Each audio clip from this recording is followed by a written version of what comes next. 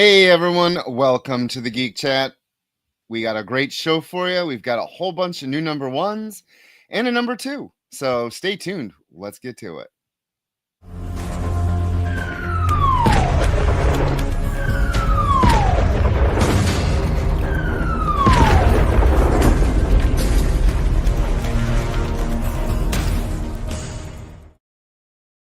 Hey everyone, the geeks are back. The Geek Chat on the experience. I'm Beardy Rich. I'm Little Back. Well, sort of. I guess it's still a little beard, but I'm Little Black Beardy does. And yeah, we're back after a little bit of a hiatus to celebrate Turkey Day and go see some shows and do some other stuff. But we're back, everybody.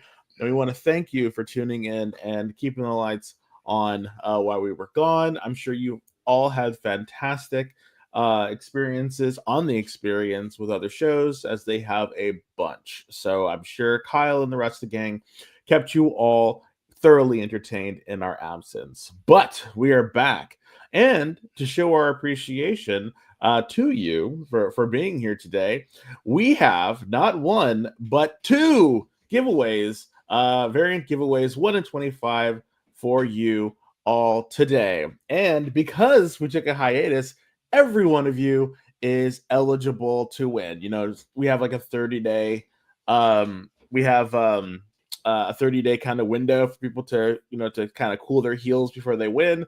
But everyone is eligible for this. So we're going to do a random drawing at the end of the show for this one right here. And what is this, Rich? X-Men of Apocalypse number 1 by Steve. I've always screwed his name up. Scrokey.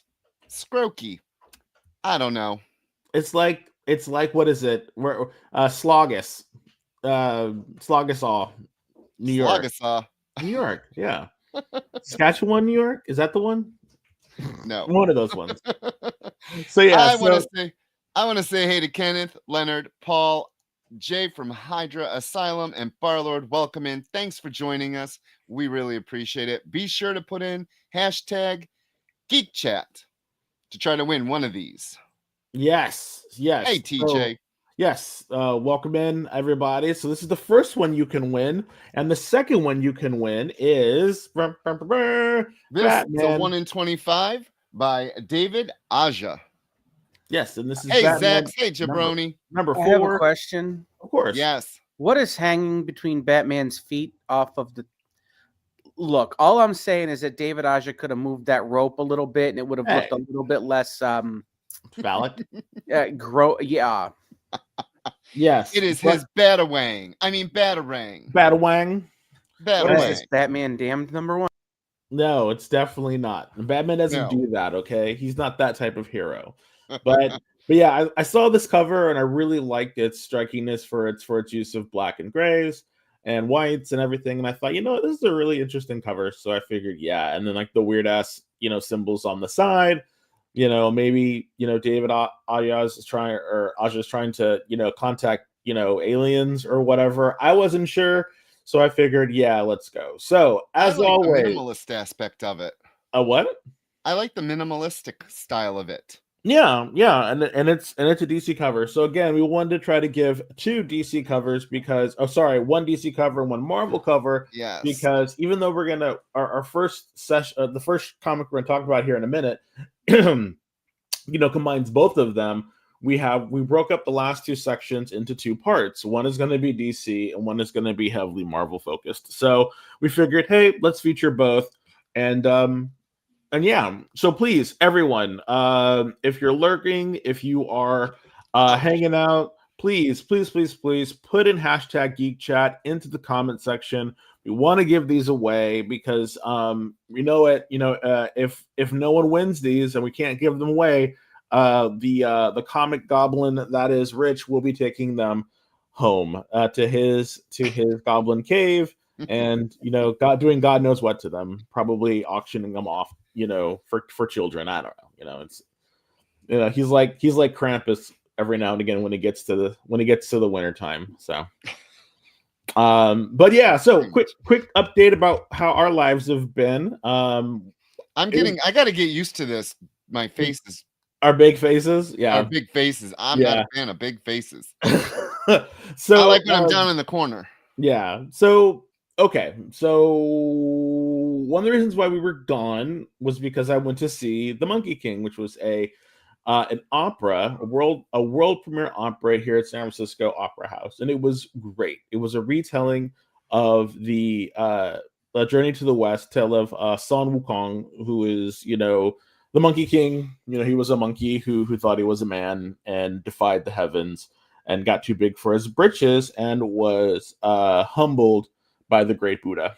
So fantastic opera. What I liked about it is the super titles, which are basically the captions or the subtitles for what they're singing, because everything is and everything is sung in an opera. If you don't know. And so what was great is because on the top, it had all the English that was being sung, and on the side, it had traditional Chinese, or I think it was simplified Chinese, but they had Chinese on the side. So it was great. There were 3 different people who played the Monkey King. There was the actual singer who sang, and then there was a dancer who danced around and did all of the more acrobatic movements for the Monkey King. And then, which is even cooler, they had a puppet of the Monkey King that would do a lot more of the I guess the more more comedic or stranger movements that were done, and there were people in all black who would do the Monkey King's movement, and it was great, really fantastic. What I really liked about it is the music was just very melodic, but it was opera tends to repeat itself a lot. And if you know anything about Journey to the West and the Buddha and Buddhists, how they do chanting, a lot of music felt like a little bit of chanting as well. So it was really great. And then the goddess of mercy and the Buddha would kind of float around, and the goddess of mercy would float around in a lotus petal that was all light lit, and she literally would just kind of like float around the stage. It was crazy. And so the Buddha was in like a white lotus, and he would kind of float around as well as they were kind of singing together, because Sun Wukong is trapped in the Buddha's palm because of his arrogance for like hundreds of years before he realized his sin. So anyway, it was fantastic. It was really, really good. So much so that that Paul actually went again standing room. And, Oh wow. yes. So back when Paul and I, were dating and everything, when Paul was a much younger man, he would go to the opera and he would go standing room because he's a theater nerd and everything. And so he would go to like Wagner operas and all these different operas, and he would do standing room. So that's standing for like 4 or 5, 6 hours in the back of the opera house, just watching this stuff. And when I was courting him, I would be like, let me see what this man is up to. Let me see what he likes. And I would go standing room with him, and I went 3 times. And after the 3rd time, I was like, you know what? You were like, I'm done. Pretty much. I was like, you know what, sir? I love you, but if we got to go to an opera, you're sitting. Yeah, I'm done. I'm done. So, but yeah, that takes a lot of devotion, to the art to do that. And it was always fun to hear his stories when he would come back. But this last time he did it, he was out of practice, boy. It was 2.5 hours, and he was like, "Whoo!" I was like, "Ah!" So, but yeah, it was a great time. Yeah, and then after that, it was Thanksgiving. So, Thanksgiving was great. I hope you all had a fantastic Thanksgiving. Anything new or interesting happened for you, Rich? No, we just been home watching movies. That's it. I know you worked for quite a while. For Yeah. a minute there, you did quite a stint. I people did. were on vacation. So Yeah, beginning good of the for you. month, I worked 12 days straight. I was so glad to have that next day off, though, let me tell you. I bet.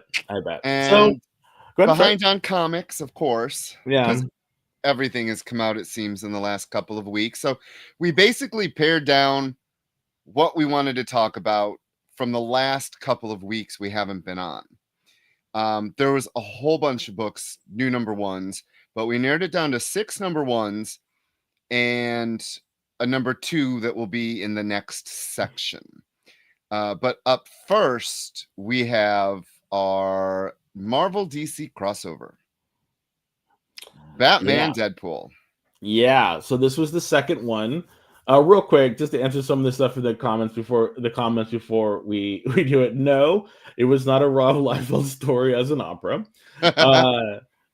So puppets. It was only one puppet, and that was Sun Wukong. So there was no Opera Avenue Q. Thank God. I think that would be although an Opera Avenue Q would be awesome. I think that'd be a little too crazy for me. But yeah. Just want to answer that. And sorry you had to work for Thanksgiving, Kyle, but again, someone had to keep the lights on, and I really appreciate you for that. Barlord says spent so much money on variants for this. I did not. I did. I got 3 of them. I just got this one. I was like, because if you do, because it's funny, and if so, here's the thing. Again, I guess this one was published by DC. That's why Batman's is first.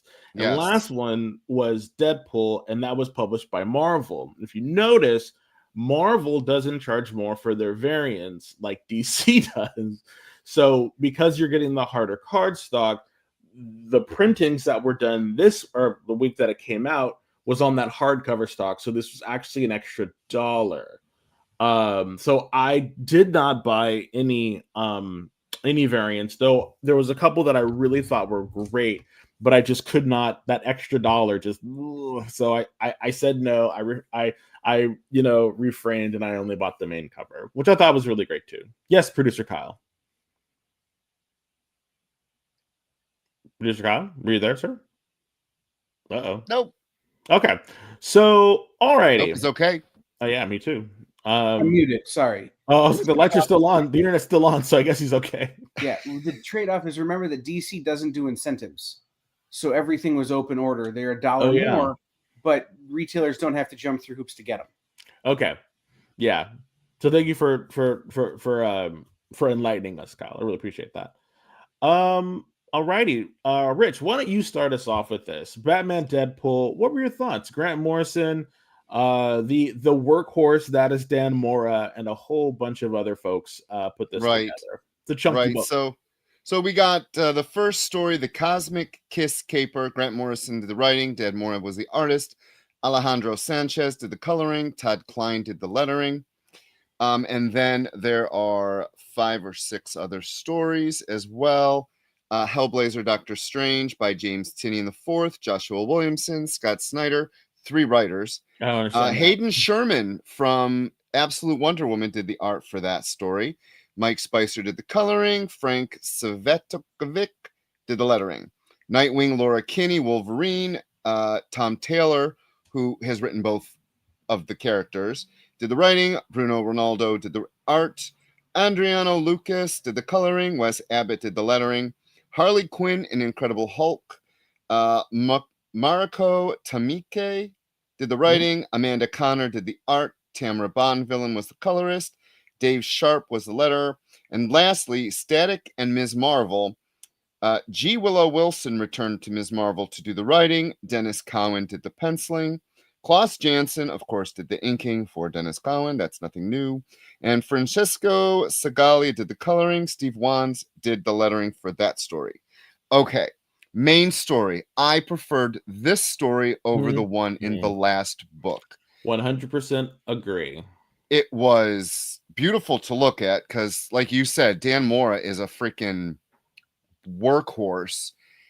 And the art is never subpar. Like he could pencil 10 books and they're all going to look amazing. I don't know what he does or what mystic totem he has, but good Lord, this art was beautiful. And a lot of the little Easter eggs in it were great as well. Yeah. Grant Morrison brought back an actual character from the Suicide Squad. I thought that was hysterical.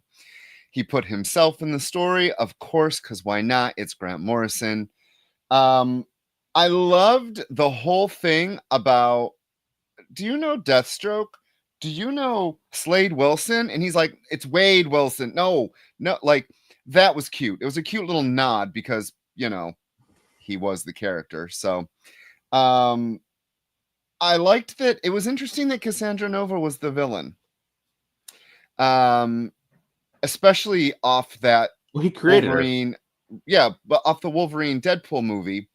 At least some people will know who she is if Yeah. you're a DC fan and you don't really read the comics. Yeah. I liked the twisting that she did, and I loved the solution to it. And at the end, that was really nice of Mr. Batman to do, to bring back the dead wife. It was a great story, so much more entertaining than the last one. Yeah, and I 100% agree. And it made me see, and again, for Grant Morrison is a hit or miss writer for me sometimes. When he is, doing his crazy, pseudo super science type stuff, weird stuff, he feels like he gets a bit overwrought in that writing. But when he actually, makes fun of himself and actually has fun with the book, and you can actually tell he's having fun with this, it really shines through. And I think a lot of people forget that he can do other styles of writing, and I wasn't sure what I was going to get with this book, and I have to say I thoroughly enjoyed it. I enjoyed seeing what is it, Batclaw, and then Dark Claw from the thank you. Amalgamated Yes. Universe. It was great Freaking seeing him. Awesome. It was great seeing the dead bat, put in, and then having it be self-aware was really kind of fun. Even him making fun of himself was hilarious. And then the wraparound story with Eternity, having a booty call with DC's universe was just fantastic. And then her basically writing a rating on her phone, and I'm thinking, who is she texting, and what is their service like, when universes are texting each other, and Eternity was like, we're not done yet. So I don't know, it was just kind of, it was just funny, and I liked, I don't know, just something about it was just really kind of hilarious. And even the self-awareness was done as a joke, and I think all the jokes landed. It just was fun, and I really hope that if DC and Marvel continues with this, I think they are, of course, although I don't know, I would love to see and I don't think they give sales numbers for stuff anymore, or as detailed as they have in the past, but I would love to see what the sales figure for this one was compared to the last one, because everywhere in my area, in the East Bay, where I am, like in the, Contra Costa County or whatever, all the comic books sold out in my area except for one little one that's up in like Vallejo. They had the first one. This one, though, did not sell out. So I wonder, where people didn't really think that it was going to be as good, or what. So I was just curious. It seems like Kyle has something to add to that. I would love to hear your thoughts, Kyle. Well, I can't talk in too great of specifics because the numbers aren't out yet. Mm-hmm. But there is a measurement that has been done on this particular series. Mm-hmm. The Marvel one did sell out and sold significantly better than this one. But the percentage is what you would expect for Marvel versus DC in, say, the last 5 years, before Absolute came out. Okay. If you talked about Marvel outselling DC by 20% before Absolute happened, that's what happened in the first issue compared to this one. Okay. That's too bad. I actually like the backup stories in this better as well. So thank you. That was the next thing I was going to say, is the backup stories. I don't know. It just seems like this is the book they should have led with. I don't know. But I thought the backup stories were fantastic. That backup story, the backup story that I really liked and I really wanted more, was I guess you can probably guess it. It was the Doctor Strange Constantine one. That one just felt good. reading the two of them together, and Constantine kind of like taking the Eye of Agamotto and then using it, and Doctor Strange having to come and be like, okay, now, you're a charlatan, but let's not play. And I don't know, it was just weird. It was just weird because it felt great and it felt good for them together. But the fact that it took 3 writers was like, okay, guys, like, what were you doing? Were you guys at like a Thanksgiving party or something? And you all just like pitched this 8-page story? Because it should have taken you like 3 people to write this. But I liked it. I thought it was great. I thought the voices of the 2 characters were great. And later, we're going to be talking about the new Doctor Strange #1. And I had a problem with that book. And the problem, we'll talk about it when we get to it. But it's the problem in the difference of views about how Doctor Strange should be portrayed. I thought this version of him was a lot more, in my opinion, closer to his character and closer to how I perceive or how I believe Doctor Strange should be. So yeah, I thought that one was great. So that would be my pick of the best backup story out of all of them. What would be yours? My pick was actually, who was it? Someone in the comments brought it up. Jane, TJ. I actually really enjoyed the Nightwing Wolverine story, and anytime Honey Badger and Jonathan are there, it's just a plus. And I liked that one because Tom Taylor really understands both characters. Yes. And the way the voices, like you talk about voices about Doctor Strange in the 2 books, the voices for Nightwing and Wolverine were how they both are in my head. Like, because they're both Nepo children, kind of. They talk about that. They both come at different places than most other heroes. Yeah. Because they both have big dads, basically. And I also thought the art in that was amazing. The way who was it? Redondo drew Killer Croc, or the way they used of shadows for certain angles when they're fighting. I liked that story. The story that I felt was lacking was the static Ms. Marvel. Yeah. I felt like there's missing 4 or 5 pages. It just it ends. They flirt and it ends. And I'm like, where's the rest of the story? Like, you didn't tell a complete story. Even for 8 pages wasn't a complete story. Whereas the Harley Quinn Incredible Hulk was just cute. Like, it was just Amanda Connor. I wish we reviewed the whole Harley Quinn Elvira, but I wish Amanda was drawing the whole thing. Because this was fun. Like, fun. And I think the problem with that is dude, honestly, I think it would be considered a step back if she was to do more Harley Quinn stuff. I don't know. I mean, work is work, but they did such a great run before having her go back to that. I don't think, but it's great to see these glimpses of her doing work with Harley again. But yeah, I honestly have to say, with the Nightwing and Wolverine story, I do believe that you were absolutely correct. That story, because Taylor, like you said, worked with both of them and he understands the characters, he was able to mine for some really good like commonalities and talking points between the two of them. Because if you notice, Tom Taylor, he likes to have his characters kind of like examine their lives and talk about stuff, but the way he does it, it doesn't feel boring.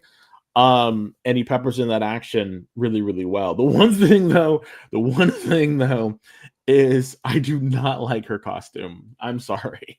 I just do not like her costume. That was the one thing that every time I saw her in that damn costume, I was like, yeah, that's that. I really wish that costume, either maybe it was just how it was drawn this one time, but it just, I don't know. That was the one thing that costume was glaringly bad for me. I don't know, just something about it. But I also thought Nightwing's dog was small. I don't know. I thought Haley was like, Bigger? this size. No, smaller. And then all of a sudden it's this giant dog. And I'm like, okay, maybe I don't read Nightwing. Maybe it grew big. I don't know. Maybe it I was thought a it was a baby small dog. dog. Now it's So let's really, before we go, let's get to these comments because I want to say Barlord says, I wonder if Bendis is next. I don't know. Who would he write? Who would Bendis write? Daredevil and what DC character? Knowing him, he'd probably write Alias and The Question. Oh, that would be a good one. It seems like those two would be in his wheelhouse, and they'd be some weird kind of detective thing, or he'd go like maybe it's The Question and The Huntress and Alias and Luke Cage, and they go on a date night. I don't know, or an investigation happens and they have to do stuff. I don't know. But if they do this again, though, they have to. I think it would have to be another really big. Hey, Space Case. They'd have to have another big lead-in story. So it'd have to be like Superman, Spider-Man, or Superman, Captain America, or something, because they seem to be bringing two people together, and I think they would have to have two big heavy hitters. So I'm thinking something like a Spider-Man, Superman as the front story, and then more backup stories. I think they would do it like this again instead of actually giving us a full, 6-issue run or 4-issue run where they have like, we're going to pair up these characters and they're going to go on a multiversal kind of conversation or adventure. But if they're going to do it like this, I would think that Bendis would do a backup story, and they would have someone else do the main. Would do the main and have it be Superman, Spider-Man. I think that'd be I think that would be easy money for them to do that. And I think it would be really kind of fun to see, Superman in New York and Spider-Man in Metropolis, and see how they, and actually it would really be fun. And hey, like writers, if you're listening, or Kyle, if you know someone, I'd love to do a story in which it's like, it's so weird in which it maybe it's something as silly as, back in the day when Peter Parker was a photographer, and he has to team up with Clark Kent to go cover a story on like Kandak or something. I don't know. And so Peter Parker has to be his Jimmy Olsen. His Jimmy Olsen. And so they keep having to like because they don't know each other's secret identities, so they keep having to be like, oh, I gotta go, Clark, I'll be right back. And so that he has to go, and then Spider-Man, and they kind of like they keep kind of like leaving each other as they're becoming their superhero alter egos, and they keep doing. I think something like that would be kind of fun. That would be. But yes, TJ, I think it'd be really fun if Jessica Jones, Renee Montoya Question, that could probably write, Rock too, like Girls Night Out. I think that'd be kind of fun. Leonard Pegg says Namor and Black Adam would be wild. That would be. Leonard also says Mora reminds him of a cross between Tony Daniel and Jim Lee, and I can totally see that. Yeah. Yes. The only difference is I think it's his lines are a little bit more lighter, and maybe that's because of how Scott Williams inks Jim Lee. But other than that, I 100% agree. Yeah. But okay, everybody, thank you so much for commenting and joining us tonight. We're going to take a quick break, and when we get back, we're going to talk about those 2 comics we're giving away. Yes, 2 comics we're giving away. But then we're going to move into our first talk, and that's going to be DC. So please stay tuned, and we'll be right back.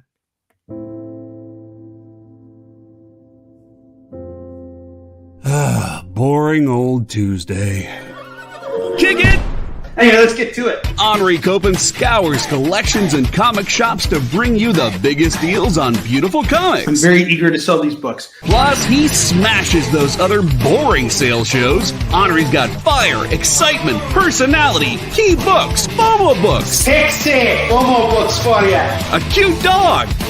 Weird accents. 69, bro! A wheel of skid bark? There's a wheel spins at the end of every show. You'll laugh, you'll cry, you'll score huge bargains. That is Haktua magic right there, all right? Kicking it with Henri. Tuesday nights. Part of the experience.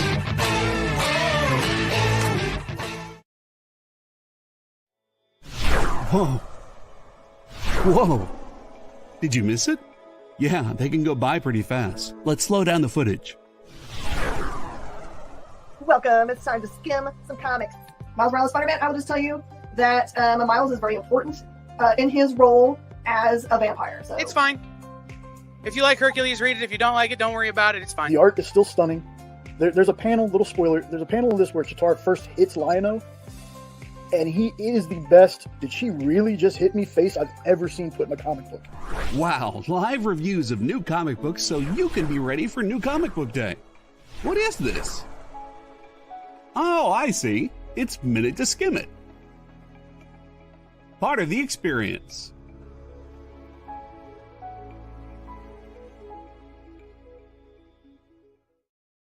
According to a statistic that I just made up, people spend 4 hours a day changing the television channel. People who watch The Experience don't do that. Save yourself a ton of time by tuning into The Experience and enjoying our new original programming 7 days a week. And then tell your friends. Think about the money they could save on batteries in the remote alone just by tuning into The Experience. Find out more by scanning the QR code below.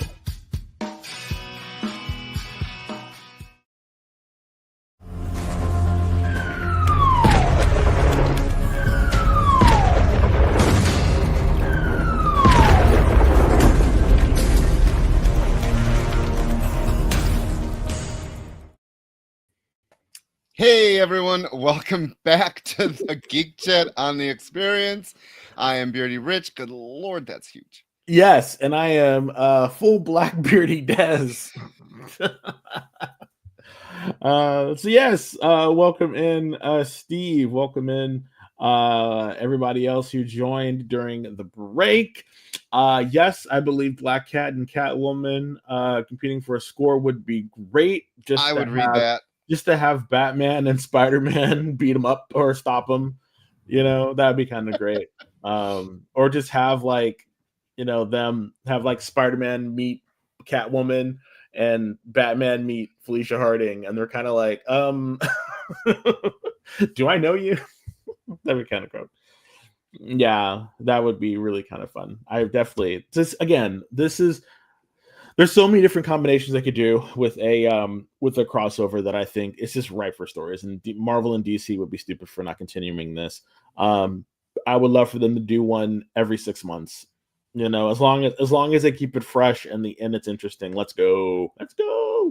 So, alrighty, folks, we are giving away two comics variant comics this evening. Mostly just to say thank you. Those are Thanksgiving thanks for all of you who have stayed around and have listened to us, us two geeks talk about comics and being a part of the community. We want to say thank you. And, also to say, sorry we missed you. But the first one is X-Men of the Apocalypse #1 by Rich. Steve someone. Yes, Steve Scooch. Scooch. Steve Scooch. I hope you're not listening, Steve. If you are, please comment in the comment section how to pronounce your last name. We greatly appreciate it. Thank you. But yes, all you have to do is put in hashtag Geek Chat in the Woobly Wop, and that's the comment section for those who don't speak Desmond, and you can possibly win this one. But if you don't win this one, never fear. We're also giving away this one, which is Kyle. There you go, Batman #4 by. This one's easy. David Aja. Yes, David Aya. It's Aya, by the way. Aya? No, it's Aja. Let's messing with you now. This is Batman #4. It's 1 in 25, and we're giving it away as it's not. That's not how you say his last name. We're giving this one away as well. Again, 2 chances to win. All you have to do is put one. Hashtag Geek Chat in the Whoop Wop, and you can be put in a drawing for a chance to win. Again, just to say thank you. And we do this every episode. We give away a variant comic, and this week we want to give away 2 just to say thank you. So, alrighty. So we have a question from Tima, who says, "How do you feel about the new Age of Apocalypse, and how can you compare the new event with the old one? Well, I'll give you a quick answer. The old one was fantastic. It was really great. It was groundbreaking. It was groundbreaking in the sense that it really changed up the status quo, and that, you know, really kind of like taking away all the comic books and then re-releasing them and putting out those new comics was fantastic.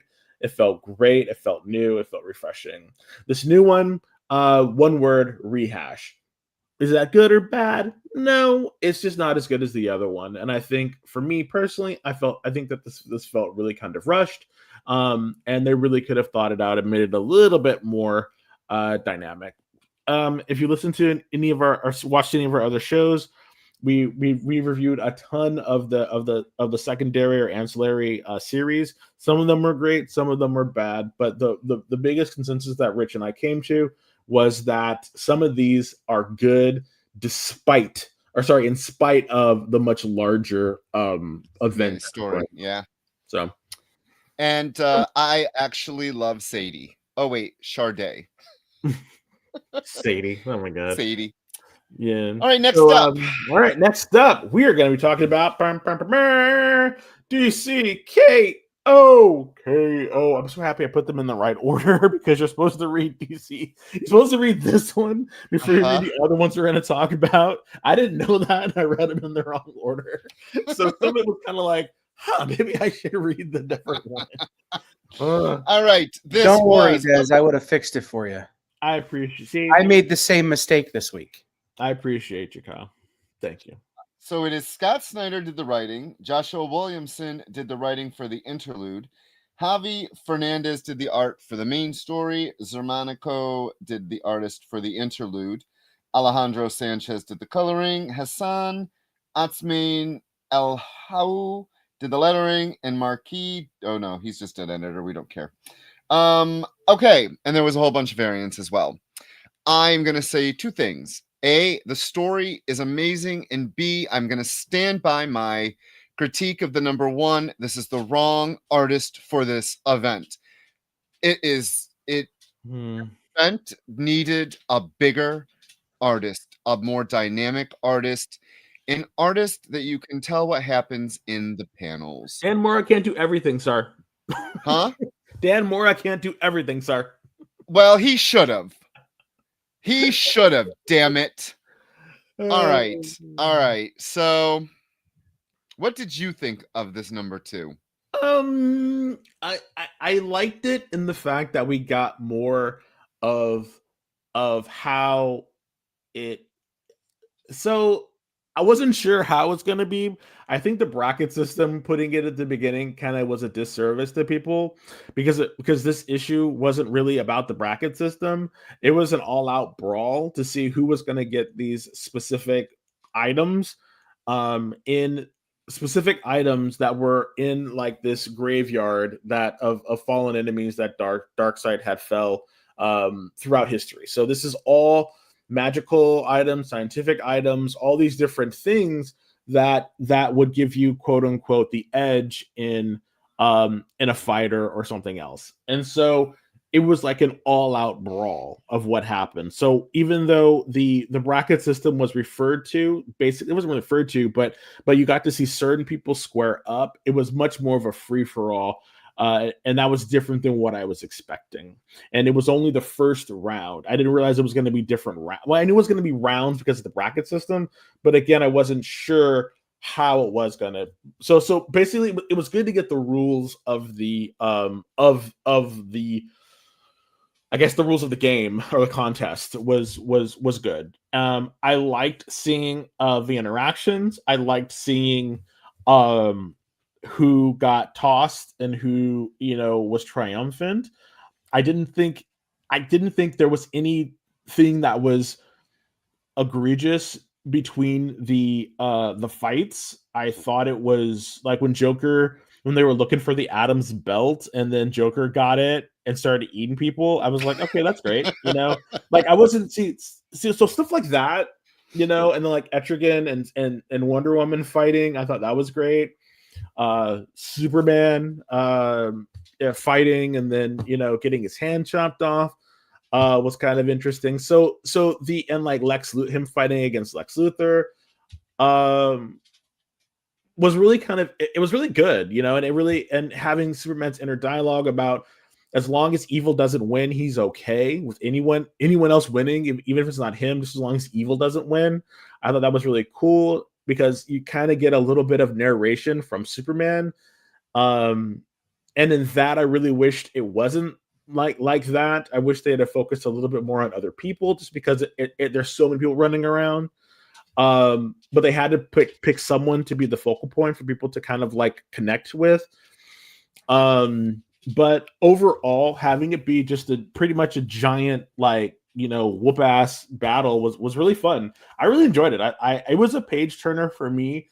In spite of the artwork, I do believe you're correct. There was a bunch of splash pages. I think that was just because they needed to show a lot of action in a short amount of time, because you only have so many pages within an issue. So they had to do a lot of splash pages, which is fine. I thought that really added to the kind of crazy freneticness that was happening in the books, but in the book. But I really wish, I guess, I don't know if I really wish this, but I kind of do. I wish some of the battles were a little bit more drawn out. Well, that's what the individuals are going to be. Exactly, but we only get those 16 individuals to be drawn out. There are certain other fights I would have liked to have seen get more drawn out, but of course you got to move the story along. We can't just kind of stay on 2 or 3 people that you think would be interesting in a battle. We just can't do that.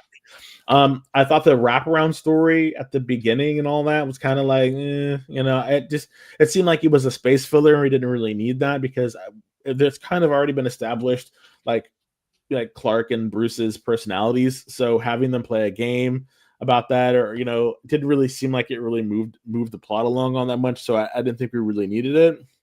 The other thing with Booster Gold being corrupted by Darkseid, I was like, okay, I was surprised by it only because I guess being surprised by it. Sorry, I wasn't surprised by it, but it was kind of cool that it happened. Now we get to see, what's Booster Gold going to do, and as he is now an emissary of Darkseid, and Darkseid is going to be going into the fight now, and seeing how that transpires, I think would be great, because you don't spend so much time in the Abyss and not be changed by it. So for him, Right.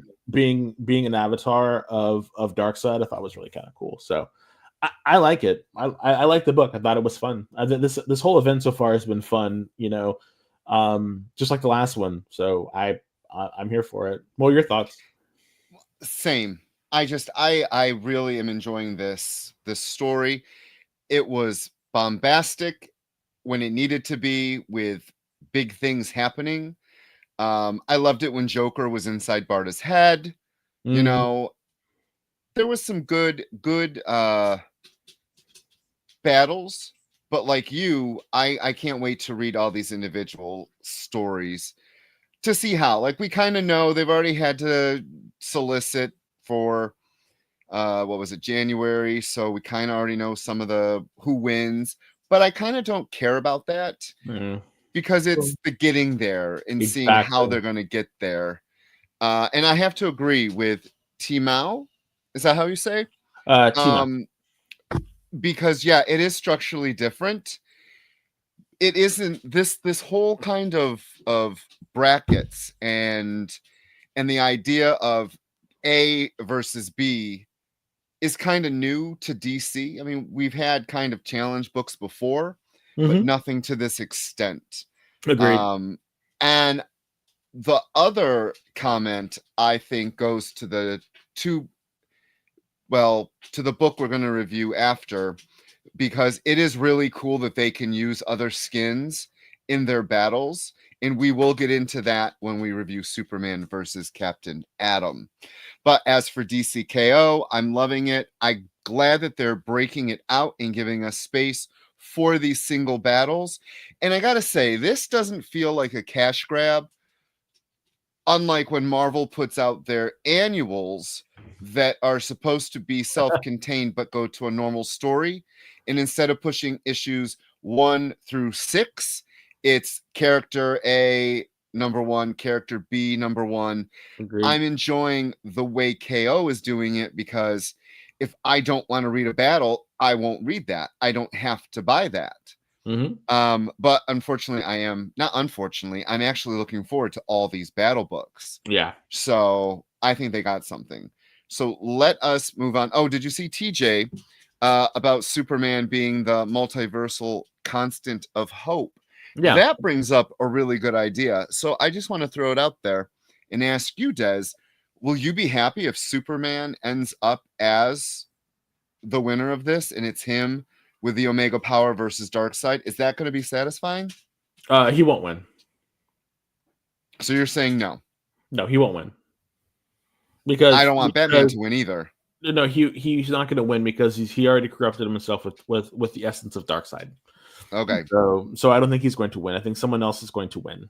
I hope. And Barlord, it would be predictable. And that's my whole thing is are we going to get some wacky, like, Harley Quinn wins? Like, I'm very excited to see how this all turns out. God, I hope not. I know, right? So let's get to the next one. It was DCKO tie-in, Superman number 32. Not that one. Oh, nope, that's next. That's that one. That one.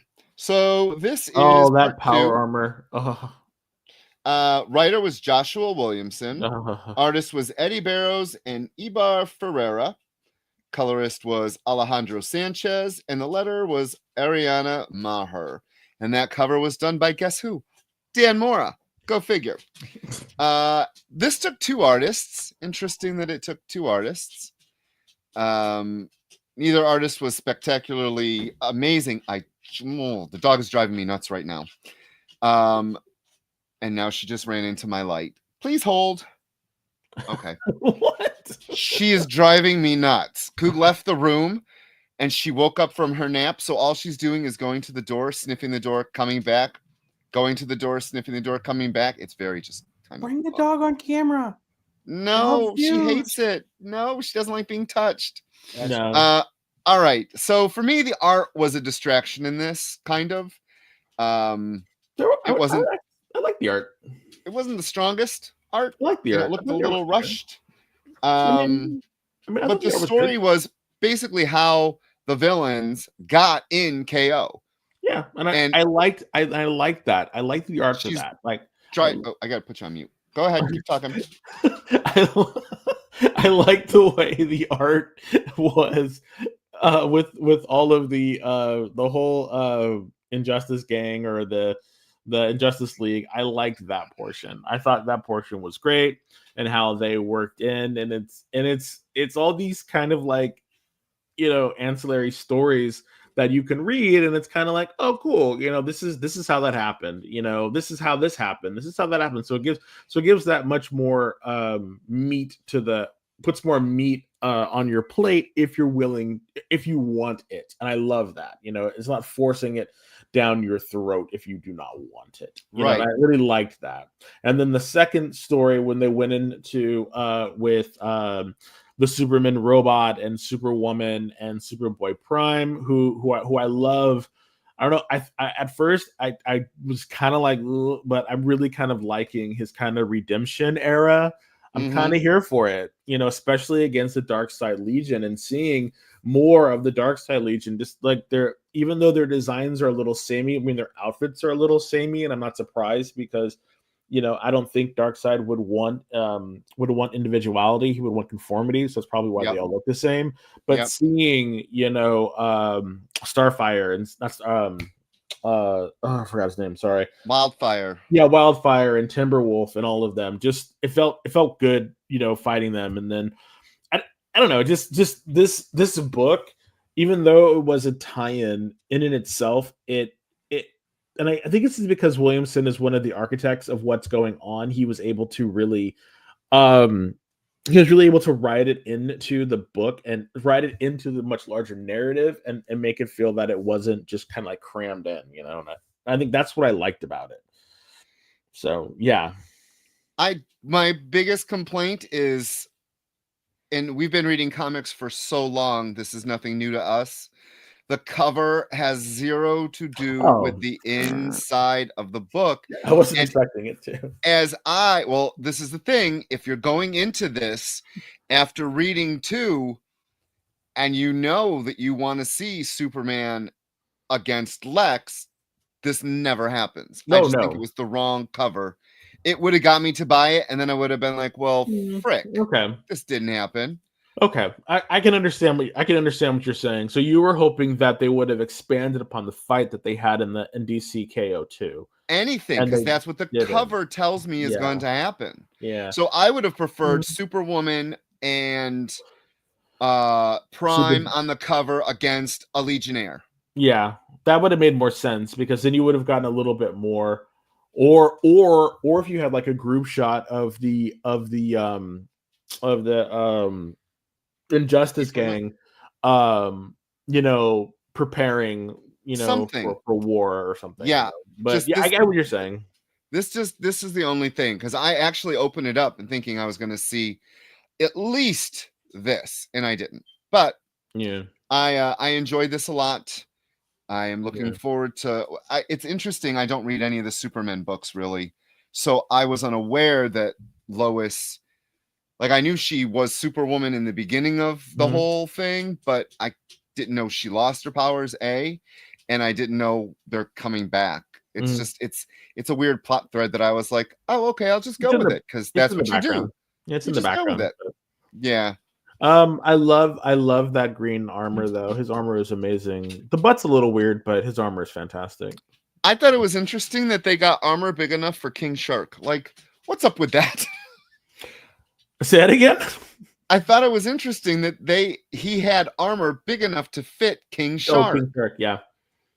I don't get it either, but whatever. I just thought it was interesting. All right, so next up is our Superman versus Captain Atom. So this one surprised me. This was book 1, round 1, basically, of the fights that are coming. Yeah, this one surprised me. Good, bad. Good. It surprised me good. I liked it. I liked the artwork. I liked the story. And the reason why I liked the story, aside from them fighting, the story made sense.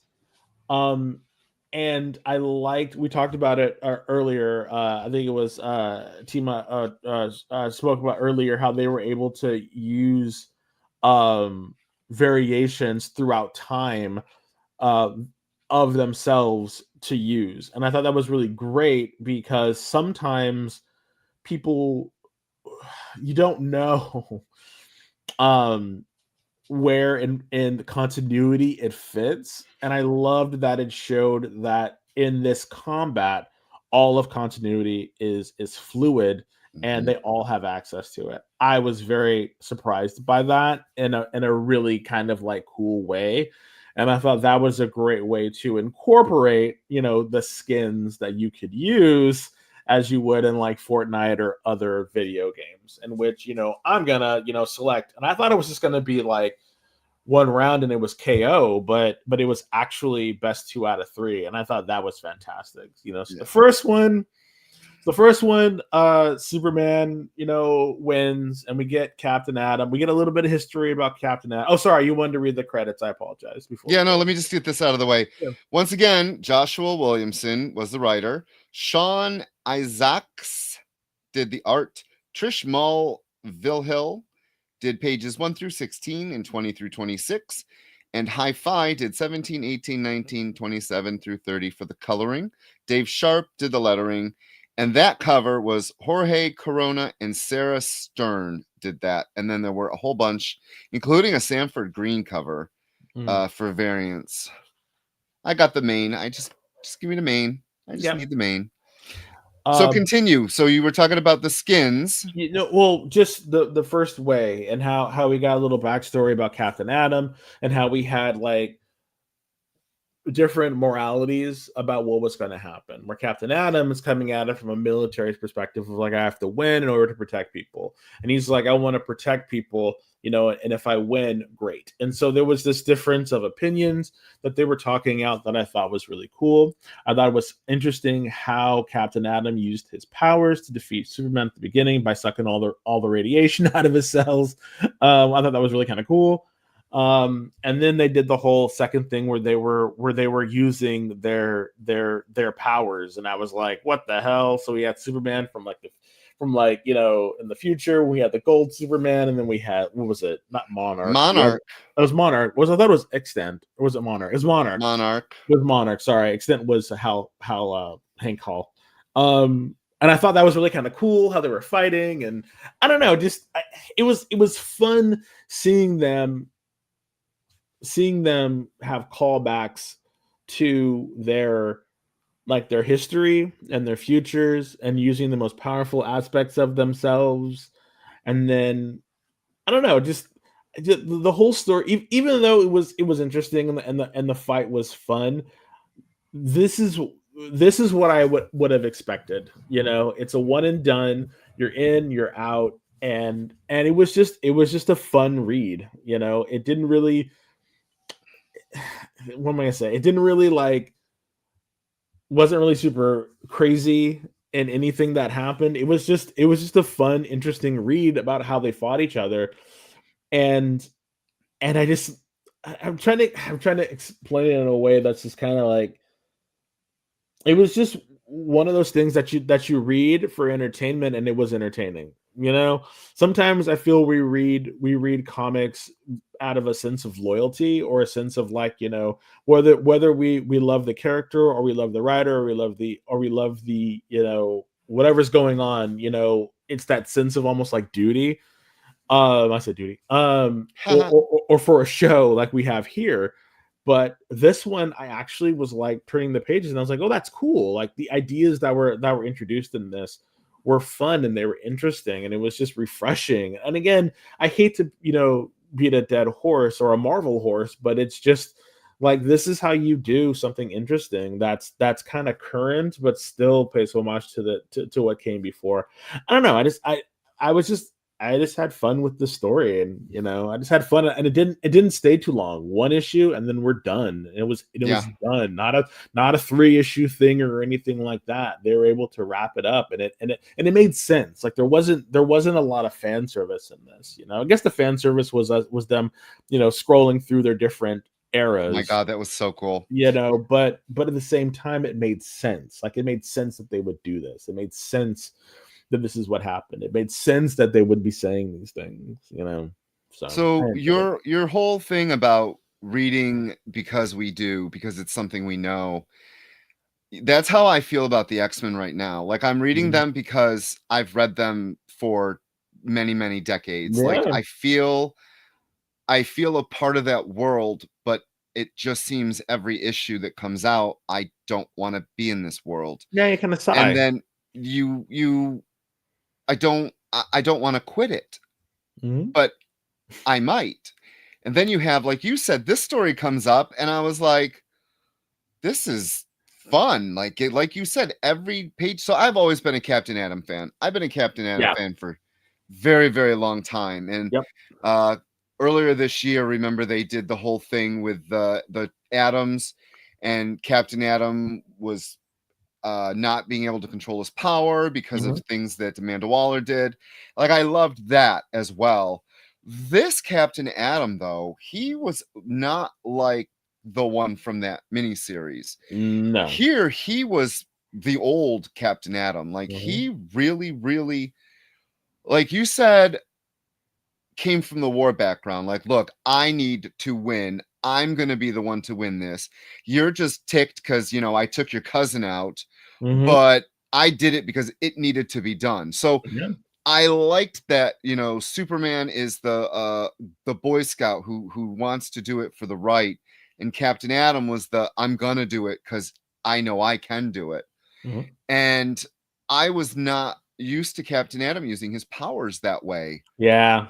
And it's a new twist to the character that I was like, well, it kind of makes sense to the character to be able to absorb. It's kind of like Captain Marvel, who never uses any of her actual powers anymore. She flies and punches things. Like they forgot who the character was. And I feel like Williamson, okay, you know what? You already write a dozen books. Can you write a Captain Atom book for me now? Like, give me like 9 issues. Just give me something with the imagination that you used in this with Major Force, because I love Major Force.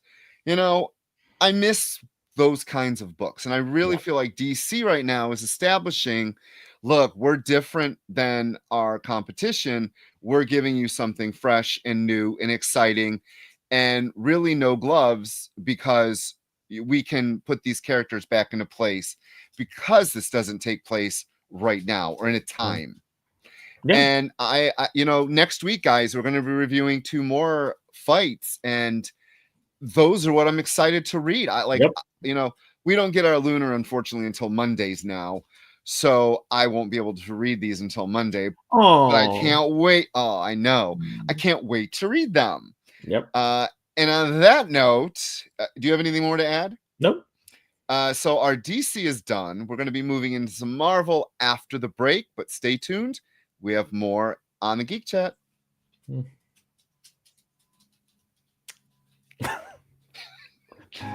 Hey, did you know that you're invited to an art gala? No, I mean the fun kind. It's Sketch Up with Mog and Mel. Welcome back, everyone. Thanks again for joining us. Featured guests talk about their new projects. So it takes place in this fantasy world where the world has kind of lost its stories. And life as an artist. The hope was that you could make some amount of money when you exited art school. While the ever-changing artist panel draws new works live in front of your eyes. Oh, I like that. Working on the And shadow. they're sexy. Sex, dude. You still got a little bit of time. Ooh, Phil, that's dope, dude. Sketch Up with Mog and Mel. Thursday nights. Part of the experience.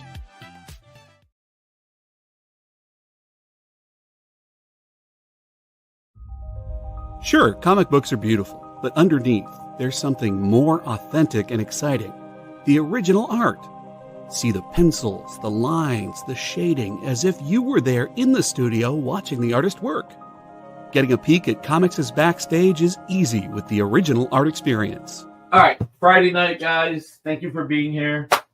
To be doing anything, the fact that you're here means the world to me. Nick's pieces are always value priced with your budget in mind, for the beginning collector to the veteran. And this is gorgeous. You got Aquaman and Mira. Join the original art experience with Nick and our friendly crew of regulars, even if it's just to enjoy the art. Fridays at 7. It's all part of the experience.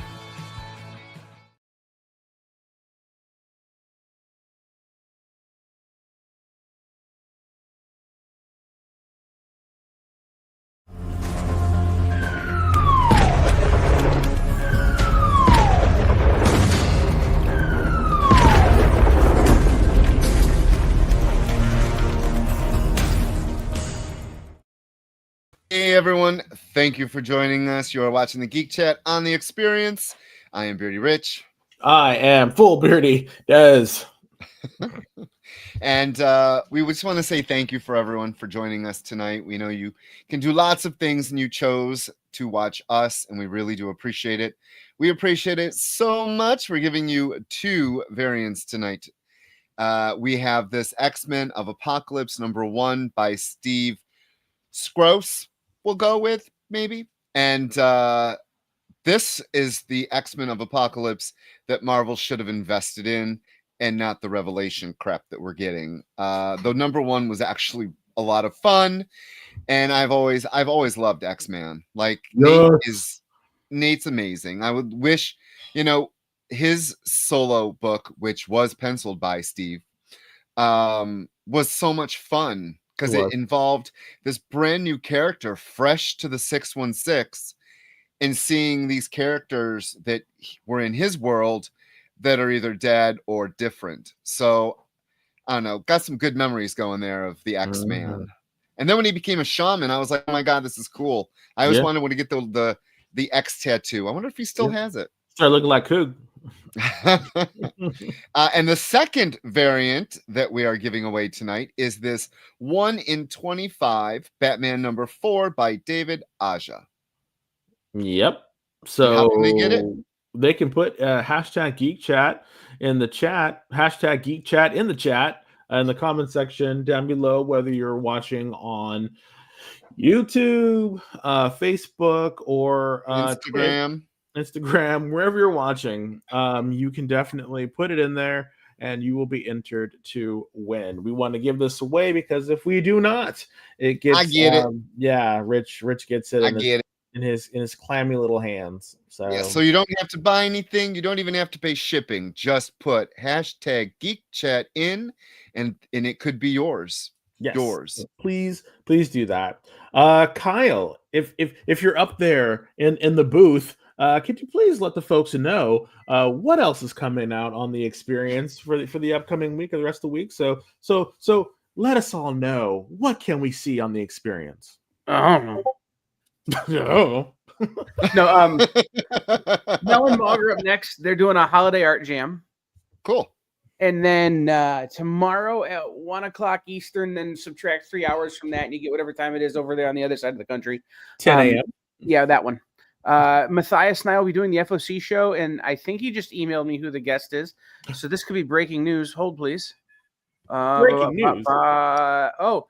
Dan Crary from Ignition Press will be joining us, which is great. That means I won't have to talk very much, and nobody wants me to talk, so that's a win. And then Nick is showing hold on. There was an article on comiccon.com today about a piece that Nick has in his art show on Friday. Oh, wow. Cool. It is the Gorilla cover. There's a cover of Con Gorilla #2 by Brian Boland. Oh, wow. Mm-hmm. From DC. It's, oh my gosh, it's a giant Gorilla Grodd cover, basically. Wow. That he will be selling on his art show tomorrow. Then Nancy will be here tomorrow night, 9 o'clock Eastern, Friday Night Live, Comics Unlimited. And then on Sunday, I'm supposed to do a show, but I think I'm going to not. Oh, you're gonna rest up? Because, I've done 9 shows in 2.5 weeks. And wow. Again, nobody wants me to talk anymore. They're all tired of it.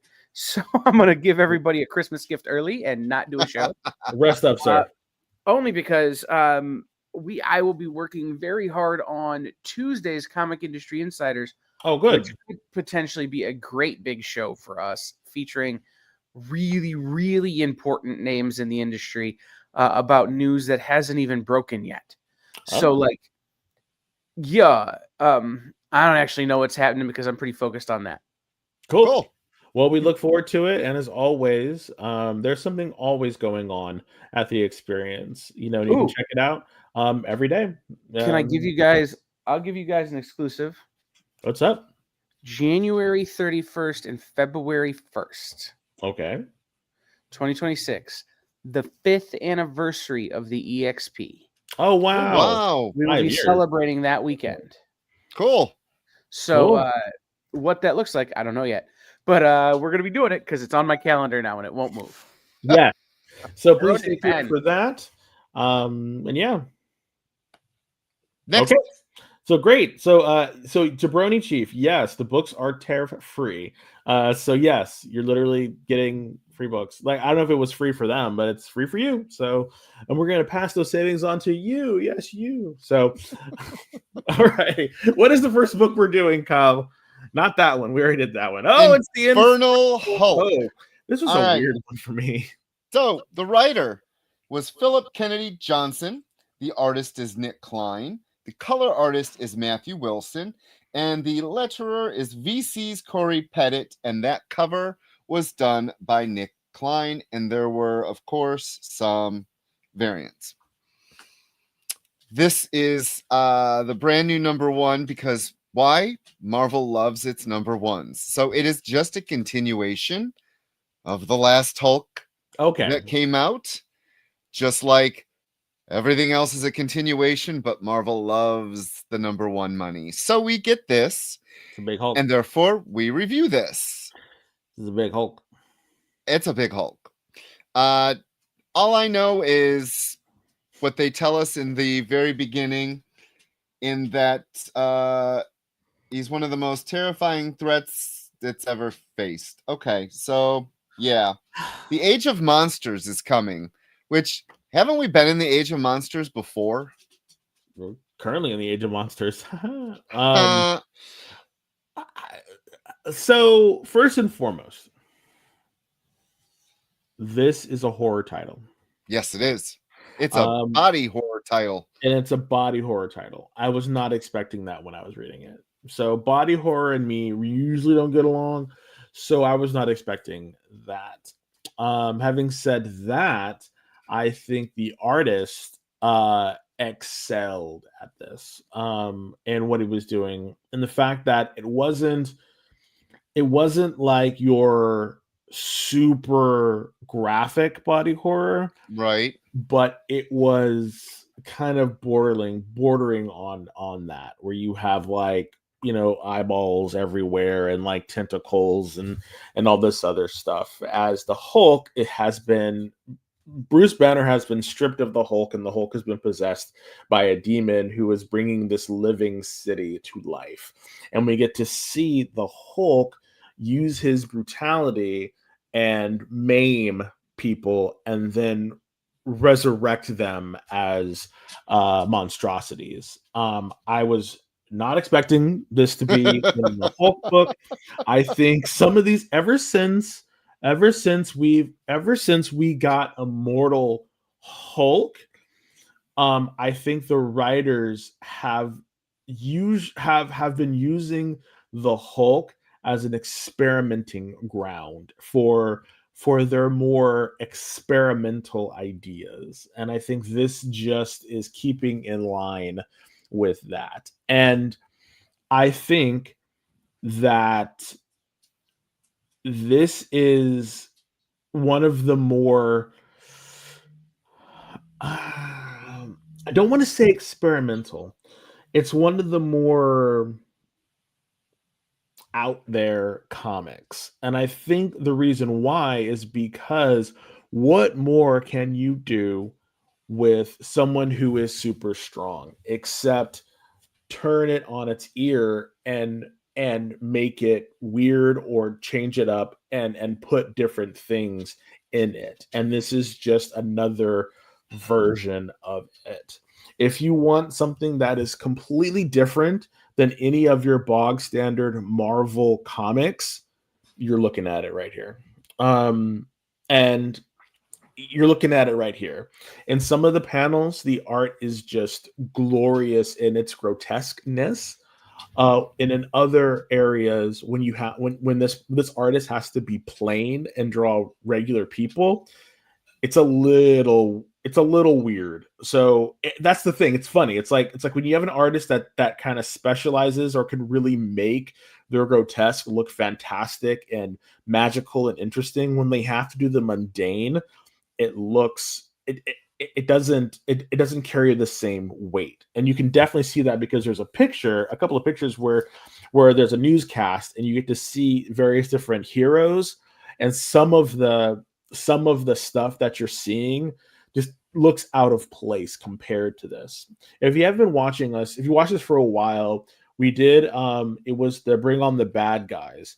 And there was the Abomination, in which they had to fight a bone demon type of situation, creature that the Abomination had to fight, blah, blah, blah, this and that. This artist would have been perfect for that book because of his ability to capture that grotesqueness. And it's one of those things where you have an artist that is perfect for the material. This is that artist. And again, if you want something that is different, this is your book. Check it out. It's not my book of the week because I don't know. I don't know. Again, it's not like, it's not like Videodrome or the Cronenberg type body horror. It's something like that. But it's there, sort of like the kind of Cthulhu mythos with a lot of eyeballs, a lot of maws, a lot of tentacles. But I don't know. This was a very interesting read for me. I don't know. The Hulk has been ever since, like I said, the Immortal Hulk. Every one of them has been different in a way that has been trying to push the boundaries of what the Hulk could be, and this is on that same track. So if you've been a fan of all of that since then, you're eating good. That's all I have to say. So I actually loved Immortal Hulk. I loved that series. I thought it was like it brought something new. But isn't that? Aren't you? But don't you feel that like this is they're really trying something different with the Hulk in a lot of these series? Yes, it is, and like you said, it's not experimental. It's a new direction for this character. Yeah, and I was not expecting what I read at all. Yeah, the Hulk smashing in his his signature hand clap move. Oh god, and they showed that guy's head explode. And they show the head explode. Ooh, I was not expecting that. Yes, there's a lot of things here. And the barbed wire, the guy with the wire. Yes, Nick Klein. I have to agree with you because the first couple pages when you open the book, it is about two regular, normal human men. And I was like, oh, this art's a little okay. The art's kind of off, but it's very doable.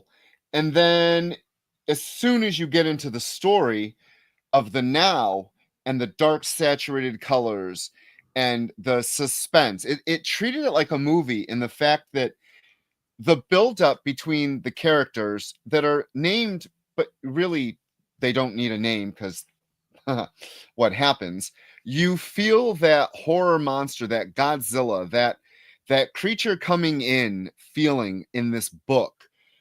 The Hulk lands and the army is around them, and the army is like, Dr. Banner, stand down, and he's like, there's no Banner here. And then the carnage starts, and I'm reading it and I'm going, oh my. The rippling bullets in the skin. Yes, I was going to bring that up. Thank you. The detail that Nick Klein uses in the panels of this book are incredible. Like the little things, the art.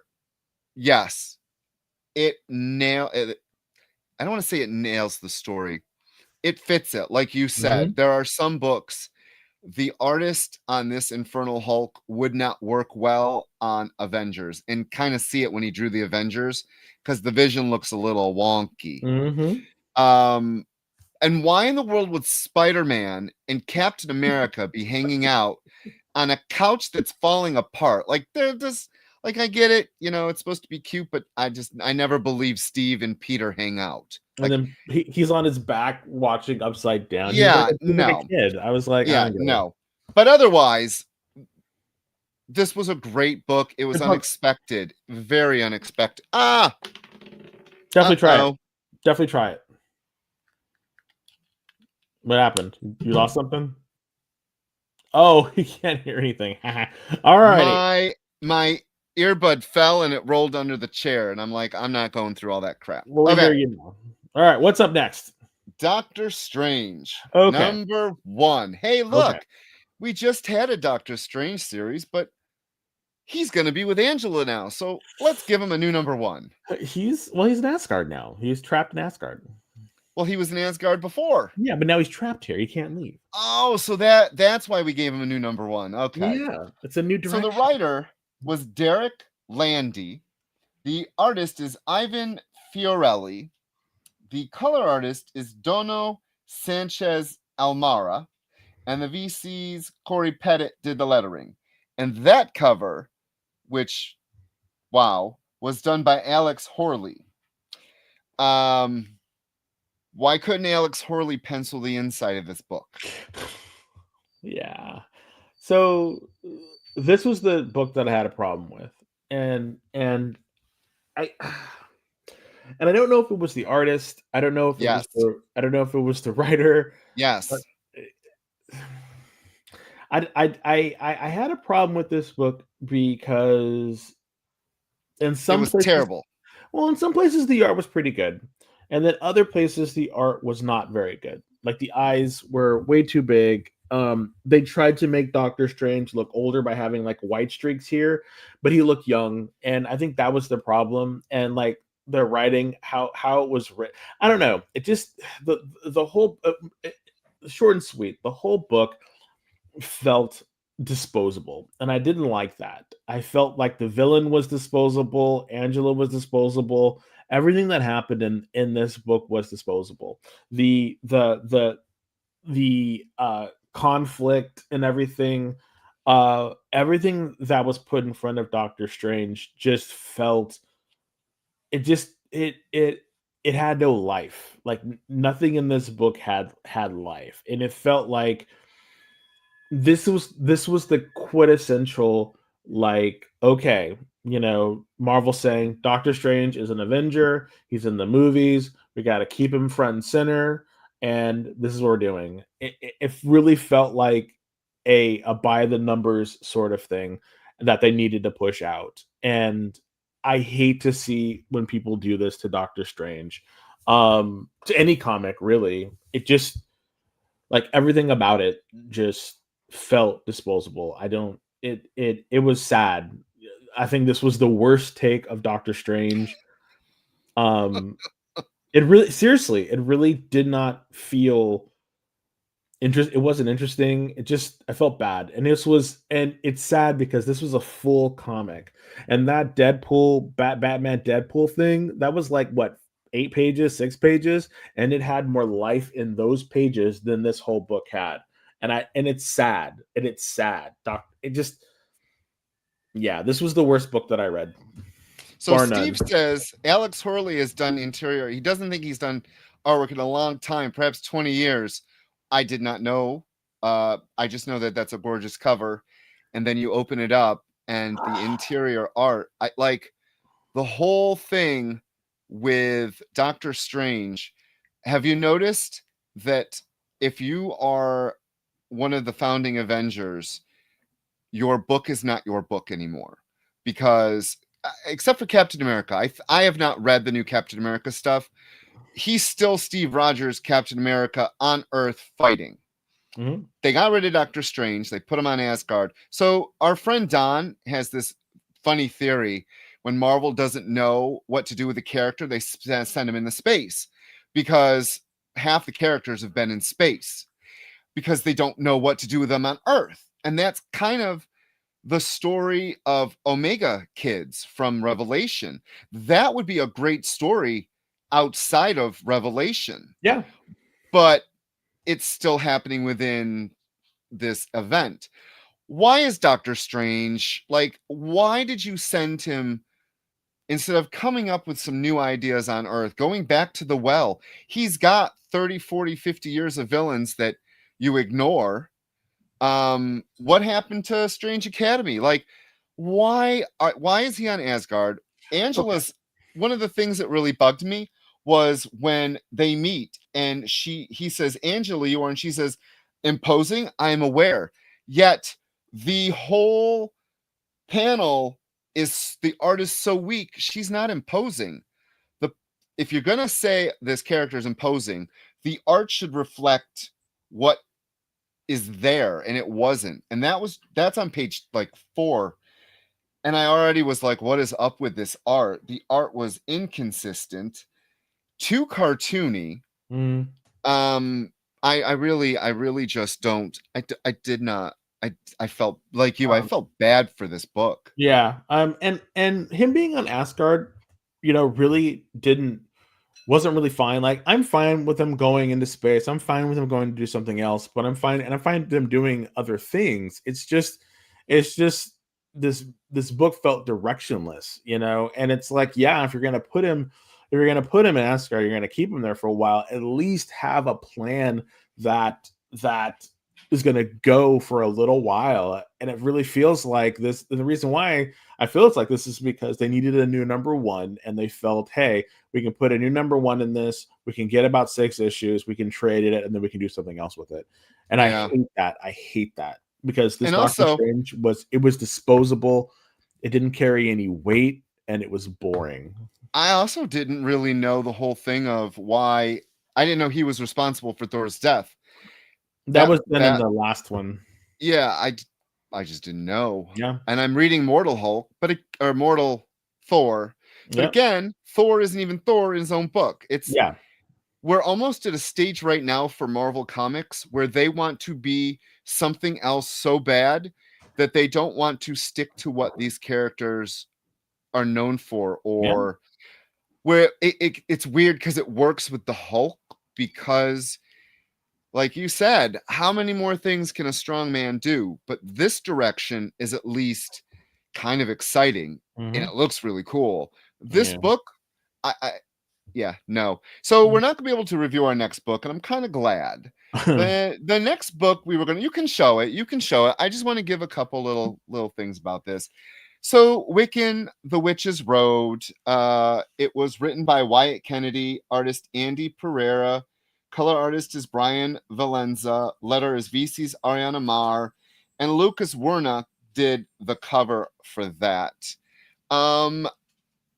I was very disappointed in this book. I know that they only did this book because Wiccan has a huge fan base, but also because you will be able to put this out in a trade for when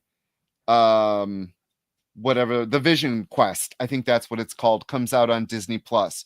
So Marvel will be able to have a Wiccan book to sell as a graphic novel trade when that comes out. That unfortunately is the only reason I feel this book exists. And it comes right after the Imperial War, where Teddy is not the king anymore. The book, the art was very off, but I was very disappointed. We gotta go though, so let's do this giveaway. I like seeing Baba Yaga. All righty, everybody, hit it. Let's go.